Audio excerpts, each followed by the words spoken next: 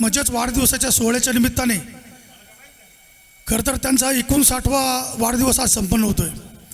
आणि या अभिष्ट चिंतनाच्या निमित्ताने खरं तर या स्टेजवर जमलेले सर्व संतश्रेष्ठ मान्यवर मंडळी आणि आमचे मित्र बाळासाहेब, सरपंच बाळासाहेब बानकिले आणि सर्व उपस्थित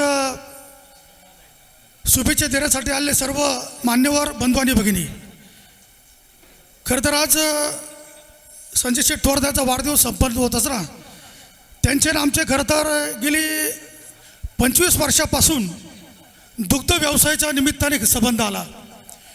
आणि खरं तर सुरुवातीला आमच्या आळे सहकारी दूध संस्था, जिचं त्यावेळी कलेक्शन एक 3,000चं कलेक्शन होतं सुरुवातीला. आणि त्यावेळी आम्ही थोरात साहेबांना दूध चालू केलं. त्यावेळी काय 2-2.5 हजार लिटर दूध चालू त्यांना केलं. 4-5 लिटर आम्ही कात्रचं घालत होतो. आणि त्यावेळीची सुरुवात म्हणजे जवळजवळ 25 वर्षापासून आमचे त्यांचे तेव्हापासून संबंध.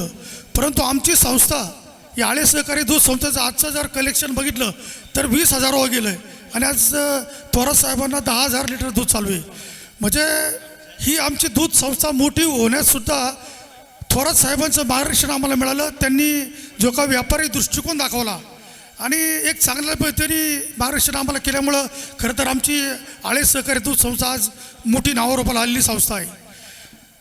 आणि थोरात साहेबांनी आपण बघतो आता दरवर्षी ते ज्यावेळी वाढदिवस अभिष्ट चिंतन सोहळा साजरा करतात त्यावेळी खरं तर ते आज भाजपचे आज त्यांचं उपजिल्हा प्रमुख, जिल्हाध्यक्ष म्हणून त्यांची आज निवड झालेली आहे.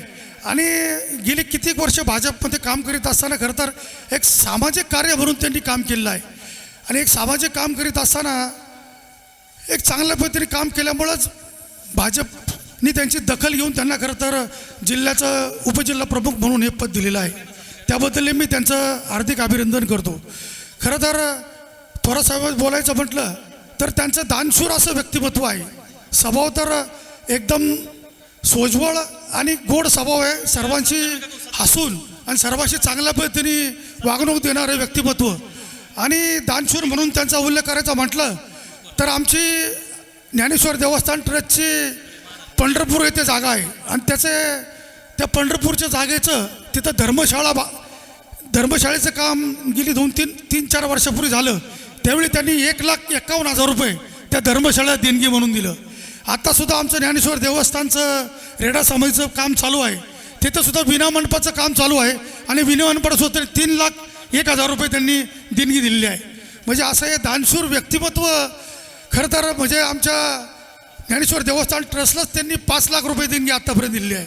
आणि एवढंच नाही तर आमचे गवळी आपल्याला दूध घालतो, त्या दुधापासून आपण 2 रुपये कमवतो किंवा 2 रुपये मिळवतो.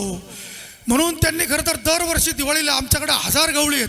1000 गवळ्यांना फराळाचं वाटप, दिवाळीच्या फराळाचं वाटप ते दरवर्षी करतायत.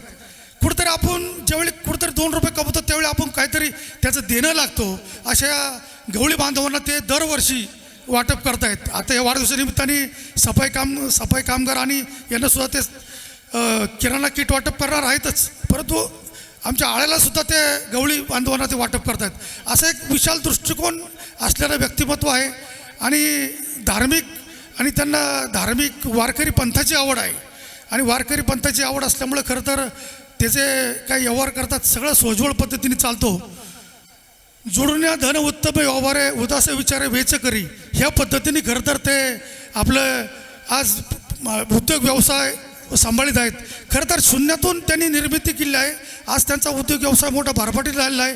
आणि मोठ्या प्रमाणात आज त्यांचं इतर प्रॉडक्टसुद्धा दुधाचे एक चांगल्या पद्धतीने ते करतायत. एक उद्योग व्यवसाय आणि दुग्ध व्यवसायात मोठी भरभराट त्यांनी केली आहे.